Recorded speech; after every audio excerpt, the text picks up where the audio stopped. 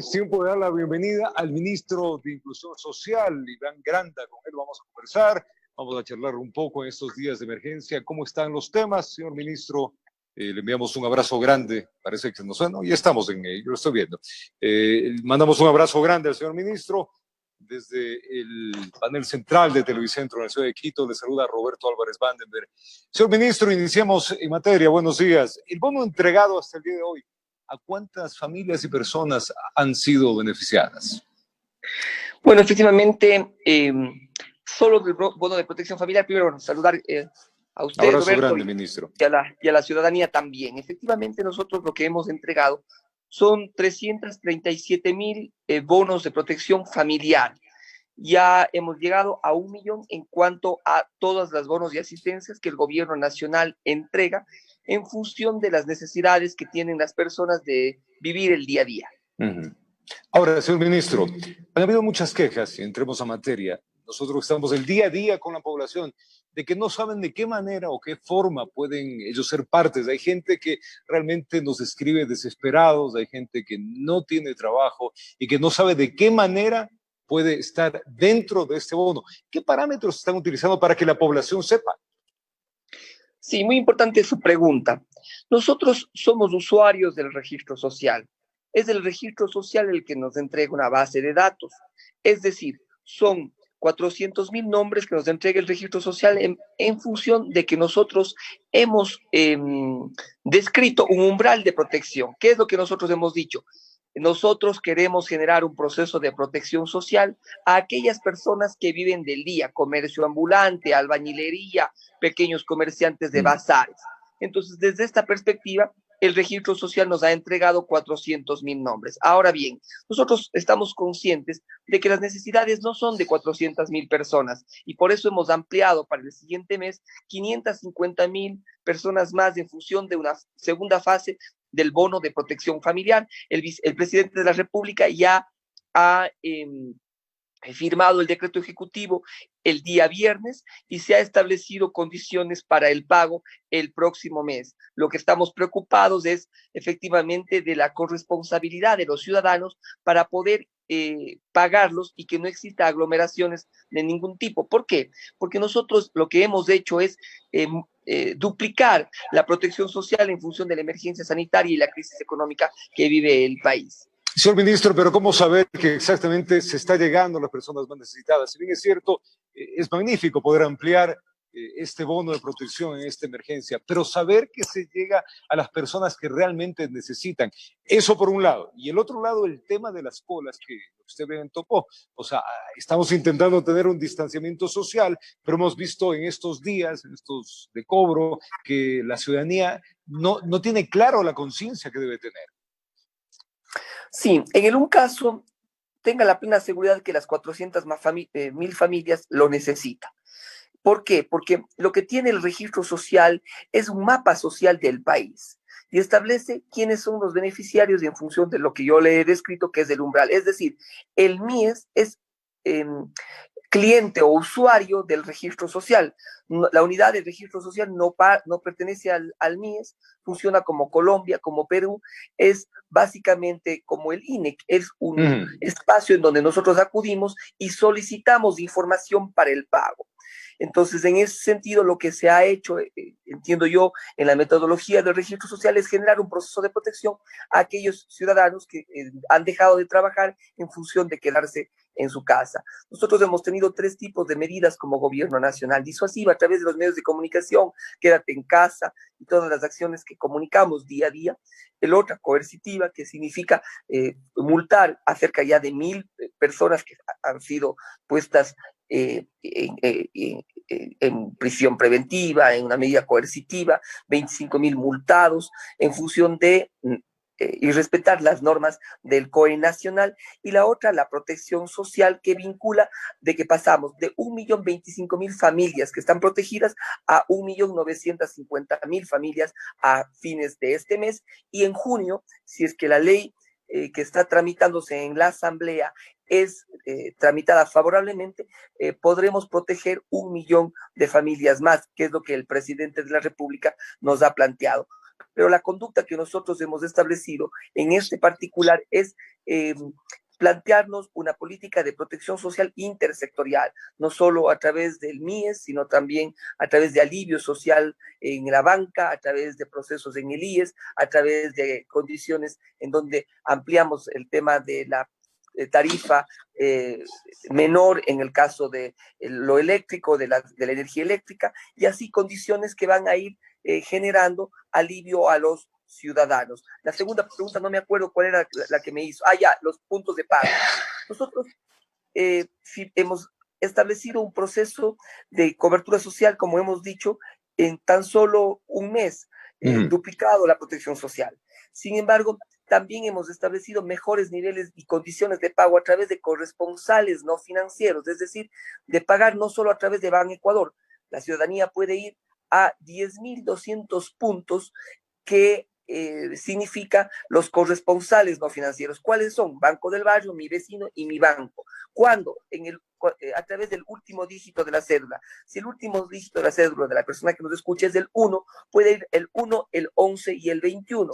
Eso plantea una condición de orden y se ha triplicado casi esa capacidad de corresponsales no financieros. Pasamos de 3.200 puntos a 10.200 puntos. Entonces, lo que requerimos también es una disciplina y una conducta social. En varias ciudades del país no hemos tenido problemas, sí en 3 ciudades puntualmente, Guayaquil, Manabí y Los Ríos, y estamos buscando otras estrategias desde la perspectiva comunicacional y otras para lograr el objetivo común, que es que no exista aglomeraciones. También Señor ministro, sí, dígame. Esto puede ser muy técnico, lo que usted nos indica, pero el ciudadano común no lo entiende.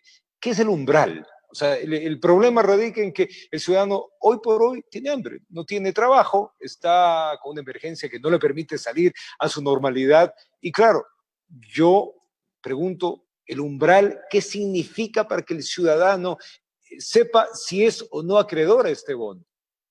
Es la descripción de lo que se está generando protección social.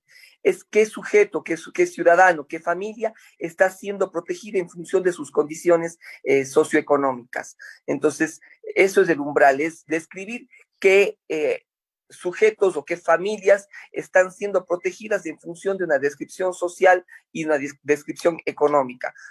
Ciudadanos que viven del día son parte de ese umbral. Por ejemplo, ahora dentro de la siguiente fase hemos planteado pequeños artesanos o artesanos que vivían del día. Otro umbral que se está protegiendo, otros ciudadanos que se están protegiendo, personas que se dedican a la pesca artesanal y que dejaron de percibir y dejaron de ir a pescar en función de la emergencia sanitaria. Entonces, por ejemplo, empleadas domésticas que perdieron su trabajo, muy fácil saber cuáles son. ¿Por qué? Porque ya dejaron se les dejó de aportar en el seguro social. Pero como hemos dicho, nosotros lo que hacemos con la base de datos es establecer las formas de pago. A propósito del Seguro Social, señor ministro, entendemos que el Seguro Social tiene pues dado un plazo justamente para que los empleadores paguen en esta emergencia, no se los va a cobrar, y ese es otro punto que también a los empleadores les tiene un poco a mal andar, les tiene por la falta de dinero. ¿Qué plazos estableció conjuntamente el Instituto Ecuatoriano de Seguridad Social para que puedan pagar estos haberes? Bueno, entiendo que son de 2 a 3 meses que los cuales se han solicitado como procesos de mora. Están establecidos también varios criterios en la ley para poder proteger a todos los sectores. Lo importante es que exista un proceso de protección social también en el sistema de seguridad social. Entonces, esas son las medidas que el gobierno ha tomado para poder dar espacio, dar aire, no solo al empleador, sino también al empleado. Le doy un sector, señor ministro, que se me viene a la cabeza, para protección. Los cantantes que viven el día a día, aquellos actores que en las noches iban a las boates, iban a los restaurantes a cantar, ellos en este momento no tienen trabajo desde hace 6 semanas. ¿Cómo llegar a ellos? Nosotros hemos planteado condiciones, por ejemplo, en donde se crucen bases de datos. A nosotros nos entregará el registro social ya en las próximas horas 200.000 nombres de los 550.000, que son los que estaban registrados en el registro social, y de ahí evidentemente lo que se ha establecido es que el registro social junto con una comisión está planteando generar cruces de datos frente a estas necesidades. En eso estamos nosotros articulados y además de eso, si usted ve, ayer el presidente de la República anunció una política social y dispuso de que el señor ministro establezca acciones para proteger a este grupo en estas condiciones que han sido descritas por ustedes, es decir, artistas que se dediquen, que tengan su forma de vida del día a día, que vivan justamente Claro. de su diario. Entonces, el señor ministro de Cultura le podrá comentar con mayor propiedad en lo que consiste este plan de la protección a artistas que viven del día a día. Para la clase media, señor ministro, recordamos que hace 2 semanas hablamos con usted, 2 semanas y media, y justamente una de las preocupaciones era la clase media, porque es una clase sándwich. En este momento, una clase media en la cual trabaja a medias, donde recibe su sueldo tarde, y ha habido muchos despidos de por medio. Usted incluso ha dicho en varias declaraciones que hay que proteger el empleo. ¿Qué se está haciendo? ¿Cómo estamos rescatando esta clase media? Bueno, primero existen alivios financieros con refinanciamiento tanto en banca pública y privada, se lo ha planteado ya a la Asamblea Nacional. Los clientes del BIES se encuentran pueden tener una reestructuración de refinanciamiento de sus préstamos hipotecarios, van a tener hasta 18 meses de gracia. Asimismo, el BIES, en alianza con la Corporación Financiera Nacional, CFN, podrán a disposición de las MIPYMES 50 millones en líneas de crédito. Para los de la economía popular y solidaria, existirán 50 millones de dólares más que pueden ser a bajo costo. Se ha establecido, por ejemplo, acciones con las cooperativas de ahorro y crédito, que algunas de ellas, sobre todo las del sur del país, han refinanciado de forma directa 3 meses dentro para el no pago, sino los intereses de establecer un proceso de refinanciamiento en los siguientes meses, ya cuando tengamos el proceso de recuperación económica. Hay la prórroga de aportes voluntarios y patronales en microempresas al IES, el diferimiento sin recargos de agua y luz, la ampliación del cupo de consumo de energía eléctrica para 1.4 millones de beneficiarios de la tarifa de la dignidad, varios temas como por ejemplo el hecho de que en la ley que se ha enviado a la Asamblea se pueda considerar que dentro de los recursos recaudatorios de las decisiones económicas puedan establecer condiciones de que el 20% los pague el gobierno nacional en cuanto a las pensiones educativas de los estudiantes que tienen sus estudios y cuyas pensiones son menos de $500. Ahí la Asamblea ha dicho que podría ser mayor la cobertura. Nosotros estamos de acuerdo, evidentemente, pero se trata de recursos fiscales que se los requiere para poder generar políticas públicas en materia social. De igual forma, me parece que el acuerdo entre las partes, si bien yo no soy el ministro del ramo, podrá el ministro Poveda hablarle con mayor propiedad. Creo que es indispensable, es decir, que las partes, el empleador y el empleado, puedan llegar a un acuerdo de no pagar o que las jornadas laborales sean de 6 horas y no de 8 horas, para no perder el trabajo, que es lo que se requiere hoy cuidar, es decir, establecer condiciones para que las personas no pierdan el trabajo y por tanto sus condiciones económicas no decaigan. Y esta pregunta le hacemos, señor ministro. Usted es el ministro del Bienestar Social, el ministro que tiene que velar por la tranquilidad también de todos los ecuatorianos. Volvamos al tema de los kits alimenticios, señor ministro. ¿Cómo se está llegando, cómo se está distribuyendo, a cuánta población se ha beneficiado con todo esto?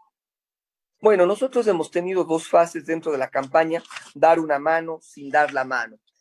Esta campaña es una campaña de la sociedad civil, de la empresa, de los GATS, de los municipales y demás, para buscar recursos para establecer kits alimenticios para las personas que más lo necesitan. Y en ese sentido hemos llegado ya a 750,000 familias con kits alimenticios, pero hemos establecido este mes, que ha sido básicamente una protección del Estado, que tengamos una segunda fase en donde podamos tener corresponsabilidad con los GATS territoriales, es decir, con los municipios, prefecturas que están a lo largo y ancho del país. Existe inclusive una decisión del 27 de marzo que establece que los gobiernos autónomos no descentralizados, municipios y prefecturas pueden dejarle de pagar al BEDE sus créditos por 3 meses y esos recursos invertirlos en la alimentación de la población.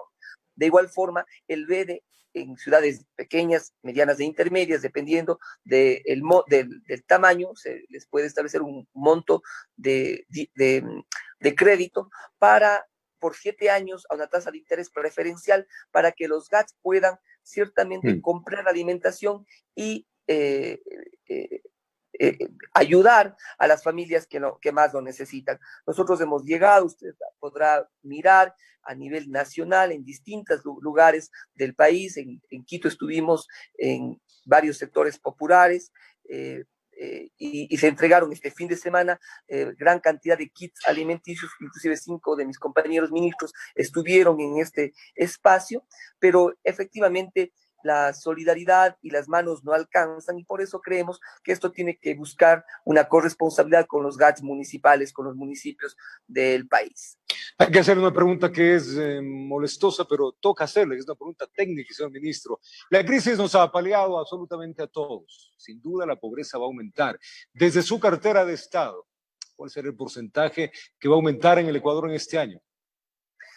Eso, a ver, existen varios datos y varios números que creo que son importantes establecer en este contexto. CEPAL planteaba que 1.7 será el crecimiento antes del coronavirus. Luego, las decisiones que se han planteado y las acciones en función de varios multilaterales que han establecido la emergencia, no solo aquí en el Ecuador, en Latinoamérica, habrá un decrecimiento del Producto Interno Bruto. Europa decrecerá alrededor de 7 puntos y Ecuador podría decrecer entre 3 a 6 puntos del Producto Interno Bruto, un decrecimiento de la economía ecuatoriana, y eso establece decisiones económicas que nosotros las estamos intentando plantear, no solo ahora, desde octubre, corrigiendo la distorsión de un subsidio caótico como es el subsidio a la gasolina, que se va por las fronteras, que va al contrabando en Colombia y en Perú. Nosotros ya en octubre planteamos decisiones para el futuro, y decimos decisiones para el futuro no pensando en las futuras elecciones, sino en las futuras generaciones. Desde esa perspectiva, también tengo que decirle que ahora enviamos un paquete de decisiones económicas hacia la Asamblea para ser tratadas, discutidas, conversadas con los asambleístas. Esperemos que la Asamblea Nacional tenga una discusión ciertamente constructiva, que puedan mejorar en varios aspectos las leyes. Creo que para eso están las discusiones largas que se tienen en el marco de la Asamblea Nacional y que permitirán ciertamente invertir 908 millones en sectores como MIPYMES, pequeños, ayuda social, salud, kits alimenticios, que hagan que justamente no se tenga que varios ciudadanos no tengan que pasar a ser pobres en el país. Se estima que si es que no se toman las decisiones adecuadas y si no existe una protección social adecuada con recursos que vengan de las decisiones económicas que tome la Asamblea, podríamos tener 1 millón de personas más en pobreza, es decir, 5.6% más en pobreza y 3.6%, 3.6 puntos en extrema pobreza. Y eso es lo que se requiere evitar. Por eso es que nosotros no solo nos hemos quedado con los bonos de asistencias temporales de la protección familiar, sino estamos ya pensando en cómo vamos a establecer una política social de protección en los próximos meses que sea adecuada y esté a la altura de las necesidades sociales que tiene el país, económicas, y por eso hemos tenido un proceso de trabajo intersectorial en materia de política social. No solo el Ministerio de Inclusión Económica y Social, está el IES, está el Ministerio de Educación, tiene que ser grupal, el Ministerio de Relaciones Laborales, que es lo que nos permite tener una política sectorial adecuada en función de las necesidades que tiene el país. Y volviendo a eso mismo, señor ministro, ya para finalizar, el COE Nacional ha propuesto que el 4 de mayo en algunas ciudades y provincias se comience a introducir una normalidad anormal. Ustedes siendo parte del Ministerio de la Inclusión Social, del Bienestar de los ecuatorianos, me imagino ha trabajado de la mano con el Ministerio de Trabajo, con otras entidades, para dar protocolos necesarios a las empresas. ¿Qué recomienda el ciudadano?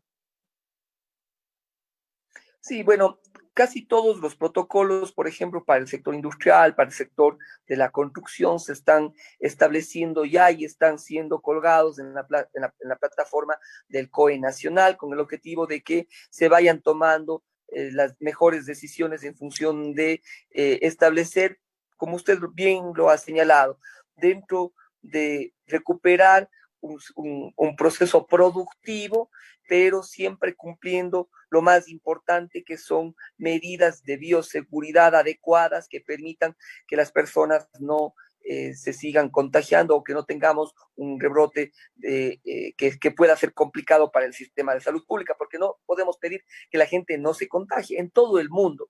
Y esto hay que decirlo con claridad, así no sea popular. Las líneas y las tendencias de crecimiento siempre van a ser hacia arriba. Lo importante es que tengamos controlado y que las condiciones de contagio puedan permitir al sistema de salud pública responder de forma adecuada. Entonces, ahí nos parece importante las decisiones también que tomen los GATS municipales, quienes son los que, por ejemplo, controlan los mercados, el uso del suelo. Se ha establecido 3 tipos de alertas, más bien dicho, o de acciones. Si tiene semáforo rojo ahí y se puede tener determinadas actividades, si se está en amarillo, determinadas actividades, y si es que se está en verde, otras. Entonces, en ese sentido, nos parece que los GATS son los que mejor conocen su territorio y también la disciplina social que sus conciudadanos pueden mantener. Entonces, en ese sentido, tendrán todo el apoyo del gobierno nacional, tanto en la fuerza pública como en el Ministerio de Inclusión Económica, el Ministerio de Salud, que es nuestra responsabilidad. Sin embargo, nos parece importante que podamos compartir esta responsabilidad con los GATS de cercanía, con los GATS que son los gobiernos que están en el día a día del ciudadano de cada cantón del país. Señor ministro, envíale un abrazo grande, que las cosas sigan saliendo, aupemos todos para que el país agarre un rumbo, no el que nos gustaría, pero el que todos debemos apoyar para que las cosas vayan mejorando. Que la semana sea fructífera, señor ministro. Un placer también, gracias. Era Iván Grande, el ministro de Inclusión Social, conversando sobre los bonos, las decisiones y el bienestar social de los ecuatorianos. Siempre una pausa, ya venimos.